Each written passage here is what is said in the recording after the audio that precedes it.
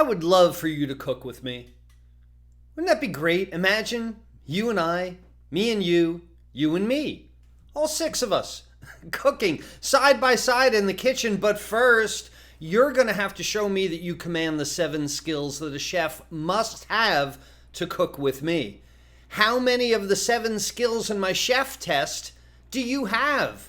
We're going to find out today on the Carefree Cooks Code. I'm Chef Todd Moore, and this is the Carefree Cooks Code, every Tuesday live at noon Eastern.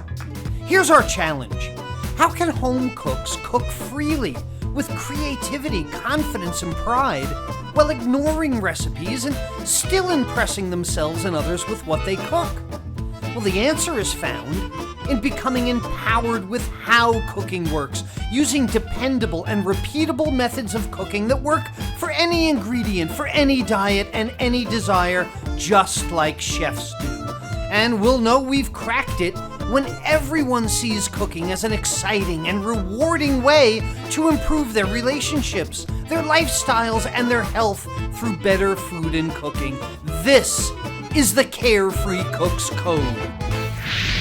Hey, welcome back to the Carefree Cooks Code, everyone. This is the weekly show for the methods, the techniques, the insights into better food and cooking. Of course, we're live every Tuesday at noon Eastern. And if you're looking for past videos, look in the archive on Facebook at chef.todd.more/videos at facebook.com. There's our schedule also. We'll be together Thursday again, grilling outdoors this week. Something very special to tell you about at the end today, 6 p.m. on Thursdays. Because I'm a carefree cook, I create my own recipes. I bring friends and family together. I learn every time I cook because I create my own cooking style by practicing pro methods, and I wind up loving cooking. I enjoy doing it. I'm having a lot of fun, especially outdoors with the grill. Yeah, and that's the thing, like no matter what you love, like no matter what you're good at, skilled at, if it's gardening or knitting or golf or tennis or I don't know, painting, playing piano, public speaking, anything that you excel at and you're comfortable doing must have repeatable methods to it. I mean, that's where people are comfortable. As an educator, as a certified educator, I find a way to get into people's heads and teach them things, and it's always with repeatable methods. Because when you break any of these things I just mentioned down into the tasks involved in doing them, you'll realize that it always comes down to about 7 things. There's 7 stitches in quilting. There's 7 chords or primary colors or techniques into how deeply you plant the tulip 7 inches, the repeatable stitch, the 7-iron in your golf club, however you apply your paints, your technique for your piano, your guitar, it all has a repeatable method. If you think about it, the things that you do, you drive your car, you do the dishes, whatever it might be, you do them the same way all the time. So if you identify the skills you need to repeat to be successful in something, and then you can repeat that method excellently, you become an expert at something. And that's the idea behind the 7 skills in my chef test. So let's see what your score will be today. But first, I've got a what am I for you. This is a tool in the commercial kitchen with a name that you wouldn't want in the commercial kitchen. That's my hint for you. Tell me in the comments section below what's the name of that thing that's there. All right, look, what we're going to talk about today is actually a process that I developed when I was interviewing cooks when I was the executive chef at a large hospital. I had interviewed a lot of people, the jobs that I had, the managerial jobs. And I realized, having been interviewed, I thought the whole process was unfair. I thought that people got a gauge for you. They liked you or they didn't like you, or who you knew, or is it just anybody that's interviewed for a job has felt like they were the best person for the job, but they didn't get it because of somebody's brother-in-law, whatever it might be. I realized that I needed a fair and equitable way to judge candidates against a standard, not just against each other, and not just how I like them or not, like a dog show. Right? They compare against the breed. So I figured this might eliminate any bias on my part in choosing somebody for a position. And for more than a decade now, 12, 13 years or so, I've been making videos about fears in cooking. I talk a lot about doubts in cooking. The biggest problem is guessing in cooking. But really the most pressing problem for home cooks, I think, is inconsistency in their cooking, because they don't follow the repeatable methods that they do to play golf, play tennis, knit, whatever you might do. And I'm not going to stop sharing all that I know with you, because I know that these problems, these are the three biggest problems in cooking, they come from the same root. Fears, doubts, guessing. It's anxiety producing, and it comes from a lack of knowledge about the underlying methods in cooking. So if you really want to be free in your cooking, don't think about fear. You're not afraid of the kitchen. You're not afraid of ruining expensive tuna. You are excitedly curious, right? Just put that in your mind. There's no fear. You're just excitedly curious. You don't have doubts about your cooking anymore. You have confidence in what you're doing. You're not just guessing. You have artistic interpretation. Let's call it. It's not a guess. Without the inconsistencies that recipe bring you, you start creating instead of just cooking.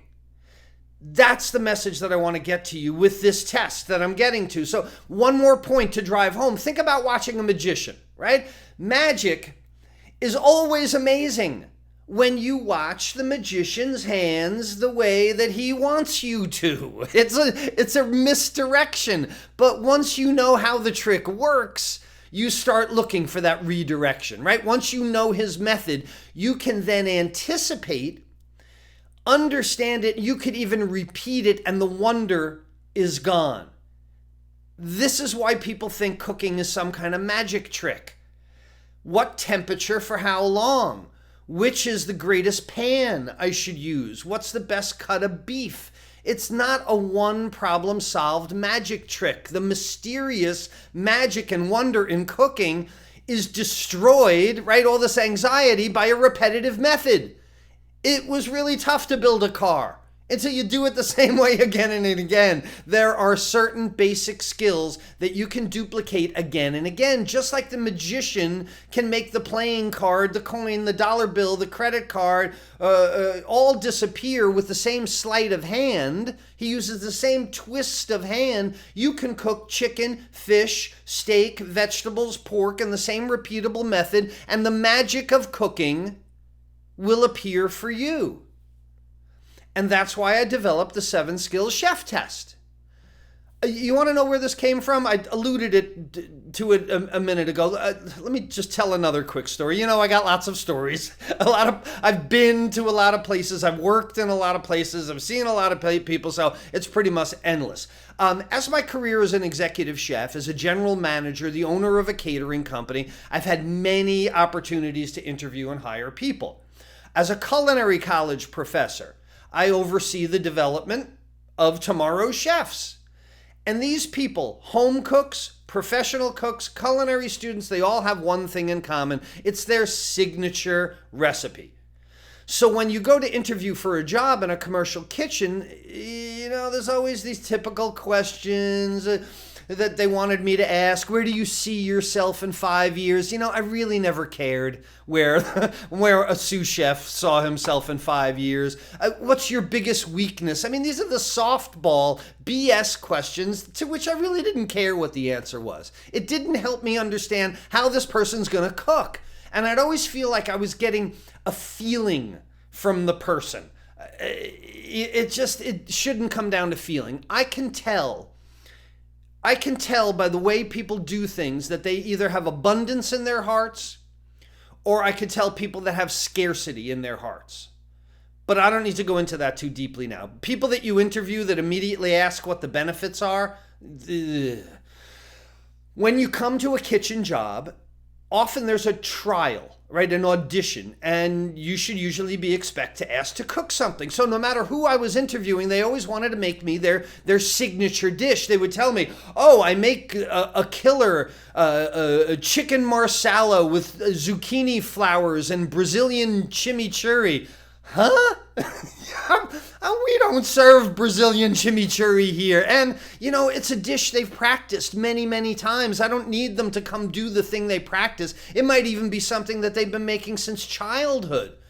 Anything might consider a signature dish of mine is probably something that I ate as a kid for sure. So I really don't care about their practiced signature dish, the one thing that they can make great. What I care about is the underlying skills that go into making that dish. So when you come to interview to work in my kitchen, you're going to have to demonstrate a few things that are important no matter what you cook. So here it is. Here are the 7 skills in my chef's test that give me confidence that this person can cook any food on the menu. I need to see the underlying skills, and I want you to grade yourself against. How many of the 7 do you have? How many of the 7 would you like to have? How many of the 7 are you confident? Maybe not so much that you can work on. All right, here we go. The first is anticipating when oil is about to smoke. All right, this to me is very, very important in cooking, and it begins with the understanding of the convective process of heat. Because when a liquid or a fat heats in a pan, it begins to move. It heats up, it rises, it cools again. You can see the striation, you can see the movement in the oil. But soon thereafter, the oil will begin to smoke, and different oils have different smoke points. But now you can anticipate the oil smoking when you know the signs. So the part of this test is meant where I give the prospect 3 unidentified oils in little ramekins. Here's 3 oils, and tell me which one of them has the highest and lowest smoke point. I might give them olive oil, avocado oil, and sesame oil or something. So it's an important test in the very first steps of cooking if you can control heat. In your home, is your oil burning? Are you heating the pan up too much? Are you getting a lot of splatter all over your stove? That's something that you would need to concentrate on. Number 2 is develop color during saute. Let's not have bland food. Let's have exciting, either grill marked or nice brown sauteed, anything with direct heat. Because sugars caramelize at 320 degrees Fahrenheit, 160 degrees Celsius. And the trick is to get your pan hot enough where you can see this, where you can quantify with your eyes. You can visually see the temperature in the pan, because you start with putting a few drops of water in, right? 212 degrees, 100 degrees Fahrenheit, and you can see continually how hot the pan is getting. This test would come with a protein product. I would hand the prospect a protein product, a chicken breast, a steak, a hamburger, tofu, anything like that, and I would tell the prospect to use one of the oils from the previous test in a saute pan, and just bring me something nicely browned. Bring me something that looks good on the plate. So now you've got to take that oil that you learned about, which one has the right smoke point, and bring me a well-cooked, conductive heat piece of chicken, tofu, whatever I had at my disposal. 2 steps in the cooking process that you would have to be skilled at. So if you're sauteing items like shrimp or chicken and they're kind of bland colored and, they get a little rubbery before they get dark, maybe you need to up the heat that you're cooking with. Speaking with, 3rd is heat, deglaze, and reduce the saute pan. So this is a little bit like a driving test. I want to see, again, that this cook knows how to control heat. And that doesn't always mean blazing away with the hottest pan possible. I want to see a little finesse on these people, right? So a true test of this skill is making the sauce beurre blanc. So I tell them, make me a beurre blanc. This is a great test of your ability to heat butter and melt it so that it stays yellow and doesn't break. You don't break the emulsification of the butter. This shows me that you can control heat in a saute pan, keeping it between 93 degrees Fahrenheit and 110 degrees Fahrenheit. That's a very narrow range to work in a saute pan, and if you can control the heat by melting butter but not breaking the butter, you're going to be able to cook just about anything that I would ask you to. At home, here's the way you pass that test. You melt butter and you keep it creamy yellow. You don't get white floaties on top. You don't break the emulsification that is butter. Number 4, cook a steak correctly. I mean, there are restaurants that can't do this. The best test that I can think of is to hand 3 steaks to this prospective chef. Give me 1 rare, 1 medium, 1 well done without gashing it open.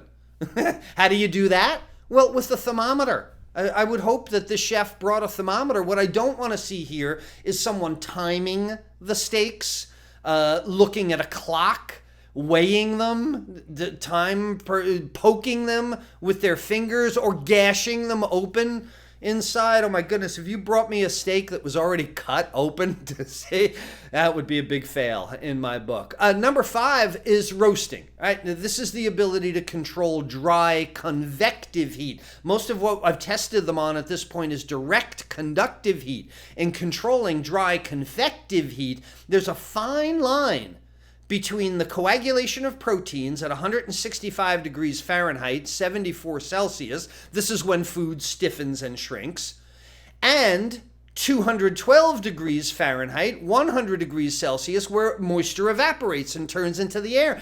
This is where the magic of cooking happens. This is the 2 of the 4 effects of heat on food. This is what we learn in web cooking classes. 165, your item is cooked. But people continue cooking way over 212 where the moisture evaporates. So the key to cooking in the oven with dry heat is being able to cook in a temperature zone, a narrow temperature zone where your item is done before it starts drying out. Okay, direct dry heat, indirect dry heat. Number 6, poach me an egg. So far, I've had them demonstrate their ability to understand and control the dry heat. Now I want to see what they do with moist convective heat, because to me, if you can cook consistently with dry heat as well as moist heat, you got a job. You will be able to tackle anything. You can work Eggs Benedict for Sunday brunch and the grill for Friday night, right? But this demonstrates to me the understanding of the difference between boil, simmer, and poach in controlling a heated liquid. Just poach me an egg, but don't bring me back egg drop soup. Don't bring me a shattered egg. Someone that can poach an egg correctly can control moist heat, and they understand that difference. How you doing so far? How many of the 7 do you have? Could you get a job with me? I like you. I'd give you the job anyway. All right, number 7, the last one. Thicken a liquid to make a sauce. My goodness, you gotta have sauce making skills if you're gonna work in a commercial kitchen. And there are different thickening agents that you can use to make a sauce. But for me, I would want my chef to be able to make a blonde, a brown, or a brick roux, and the thickening agents used for each. So, maybe flour, maybe they thicken with cornstarch. I mean, it's an okay practice. God, when I was exec chef at the hospital, there were these old guys that had worked there for 30-something years, and they used the cheapest shortcuts with cornstarch and flour and milk whipped together. These are just not the way a professional does things, in my opinion. So I'm looking for someone to have an understanding of how thickening agents work. And this test basically starts with chicken broth, beef broth, and milk. Here's chicken broth, beef broth, and milk. I ask the interviewee to make me 3 sauces from the 3 liquids. That's all it is. Bring me back 3 sauces. So there you have it. The list, if you want to cook with me in my kitchen, you're going to have to show me that you know when oil is about to smoke. You're going to have to be able to develop color in a saute pan, control heat in a cooler saute pan so you don't break butter. You're going to have to grill steaks to order. You're going to have to use an oven without drying stuff out. Important to know when to stop cooking. You're going to have to control moist heat as well, and you're going to have to thicken liquids to make sauces. So if you want to cook great food in your own home more consistently, a little bit more like a chef that gathers these skills, then maybe you want to pay more attention to the techniques, more attention to the repeatable methods, because it's not about recipes. There's no magic scroll of cooking recipe that's perfect. It's not about the recipes. It's not even about the food. It's about how you cook. It's about the methods that you use that make you a skilled enough cook to cook for any diet or any desire, because how you cook doesn't change, right? What you choose to cook, what you need to cook, what you like to cook does not change how cooking works. It stays the same. So when you have these, they're gone. When you have these 7 skills, it's also going to allow you to make better sense out of your recipes. They're good for ideas. They don't teach cooking, though. Recipes don't teach cooking. They're good for somebody's idea. Maybe your increased understanding of how different techniques work will actually make the recipes more useful. You'll then take maybe some of those ideas and make twist things for the way that you want them. But here's the key. You'll be able to do them over and over again. It is not hit and miss. It's not guessing. Hey, it worked out this time. It doesn't work out next time. You will be able to do 7 skills at least like clockwork. Boom, boom, boom. Perfect every time. Speaking of skills, what's going on in our Carefree Cooks community lately? This is the private Facebook community for lifetime members of web cooking classes. They are showing off their Father's Day feasts, all the things that went on. And this so touches me. Like, food as a gift, and it's not even food as the gift. Your time in the kitchen is the gift. The food is the result. So your gift of time in the kitchen to dad, to fathers, to neighbors, it was just really, really touching for me to scroll through and see. So we'll start with Erwin. The guy's grilling up a storm. He's slapping down these 2 tomahawk steaks, big as my head. Something that large, though, this was the lesson that I got out. Here's the method. Something that large is not a grill item. I mean, it's not a blaze away from underneath, direct conductive heat the whole time. Erwin knows that you need to change the cooking method, right? You can't just char them on the outside while they stay raw in the middle. There's going to have to be some indirect convective heat on the grill. Nicely done, Erwin. That's how you cook big, thick things like that. Katya, talking about the gift of time, she gave the gift of her time to her husband for Father's Day. Meat and potatoes meal. It's great. Asparagus, Brussels sprouts. What could be better on Father's Day? But she said, thank you, Katya, that she never would have done this before web cooking classes. And I think having a basis in methods and repeatable methods, it definitely brings confidence. Maureen is showing off beautiful grill marks on this pork tenderloin. She also says the progress she has made in her cooking over the last year, focusing on methods, is crazy. She said crazy, and then she said wonderful crazy. And I just love that phrase for some reason. It is wonderful crazy. Paula's culinary journey is focusing on recreating some of the dishes that she may have lost from restaurants that she used to go to or just doesn't want to go to now. And she's learned how to make chimichurri for her perfectly cooked steak. You go to a restaurant, they have chimichurri, you don't even know what it is maybe, but you research it, you trial and error. What did I do well? What could I do better next time? And you arrive at an incredible chimichurri on a steak. Nicely done. Danielle cooking some perfectly grilled pork chops, but making them even better with a little bit of beef gravy, grilled veggies, everything cooked outdoors, and that's what we're going to focus on, outdoors. It's the time for that outdoor cooking. Look, if you don't have all 7 skills in my chef's test, it's okay, because today is not the last day, right? You haven't given up learning after today. If you've given up learning, then yeah, you're screwed. But if you like to learn, right? I didn't think you gave up learning. Maybe you only have 1 or 2 of the skills right now. Maybe you have 3, 4, or 5 of them, but soon you're going to have a 6th. Then suddenly Beurre Blanc clicks for you because you make it a bunch of times and you ask yourself, what did I do well? What could I do better? And then you have a 6th one, and then you do have a 7th one. But the thing is, your path, your journey toward carefree cooking is the fun part of it. Because even if you had all 7, there's 10 more. Yeah, there's a whole bunch more. Or you want to make the 7 even better. Continuing the journey. That's really the most important part. Let's get back to the what am I for today. This is a wire scooper that you take things out of the deep fryer with, or you scoop out and portion with, and so on. It's called a spider. Spider you wouldn't want in your kitchen unless it's a spider. There's a chef joke in there said that I'm sure only chefs would laugh at. Look, if you know someone who's in the middle of their own cooking journey, they need some mile markers, maybe some indication of how far along they are on their path, please like, love, share this video with them so they can start working on the 7 skills that will propel them forward the quickest. And now, I need to talk to all the ladies in the house. Okay, ladies, this is for you.